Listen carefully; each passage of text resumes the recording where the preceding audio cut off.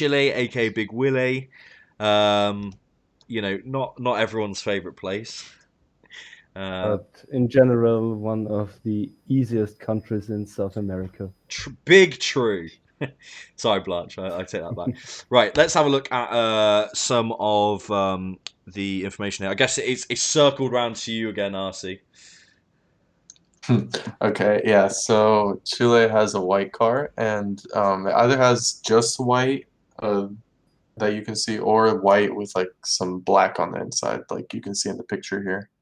And Chile is the only one that has white solid inside lines.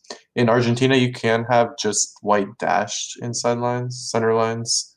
But in Chile, if they're solid and white on the center lines, then it has to be Chile then. Okay. And then yeah, Chile can have blue or green signs, so that might not be that helpful. But But in general, if you see a blue sign, a blue road sign, it's always Chile. mhm. And obviously, yeah, And with the road lines as well, that's gonna really yeah. narrow it down. Yeah. Yeah, Chilean bollards are actually like the ones you see in Spain or Portugal, which is interesting. Um, and then I'm not really that good at the electricity poles, but let's see. So yeah, so they're larger at the base, and then they kind of get smaller at the top, and yeah, Yeah, they kind of got and then a square bottom to them. Yeah, and kind of get smaller as they go on. Somebody's just yeah, stuck a lamp on the top of that one. So yeah, that's the yeah, electricity and pole. then the plates are white, maybe a little less square than the other ones we've seen up to now, but yeah. Okay, yeah. I think the bollards are interesting because they are, like you said, that they are what you'd far consider more like a European bollard. When we talk about bollards, that's usually what we're thinking about. I guess as opposed to Yeah, well, yeah, I feel like Chile has a lot more European influence than some of the other countries, like with the white lines and the bollards. It's interesting. interesting.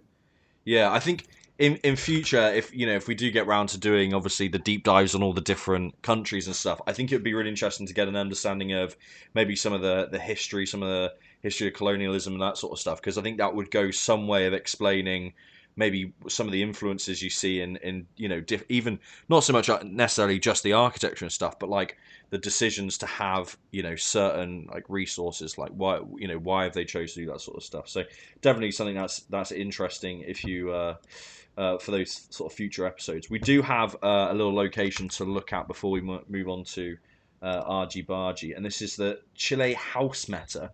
Thank kindly, one of our viewers has provided a picture of their house here. Thank you, Blanche. I'm joking, but yeah, here Yeah, we go. Chile likes to use wooden, like they make their houses out of wood. And if you zoom in on them, you'll see they're like this like vertical wood. Mm. Um, and that's like pretty common throughout the country. So you can see wooden houses even in like the deserts of the Atacama or like way down south where it's like super cold. Oh, okay. Um, yeah, That's interesting. and they're usually colored like that. And with the landscape, you also see some Mediterranean, almost looking like Mediterranean trees. So if you have a Mediterranean landscape as well, it's definitely Chile then. Yeah, Chile is definitely the most like Mediterranean or temperate country in South America. A lot Interesting. more similar to Europe. Yeah. Yeah.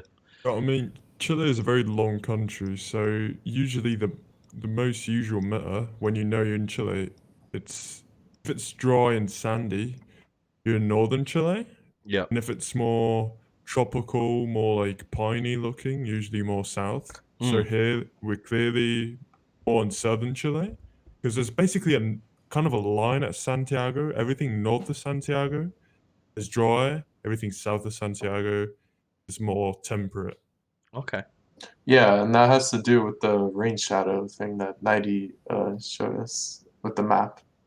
Exactly, because the mountains the winds from the Pacific come towards Chile, mostly south of Santiago.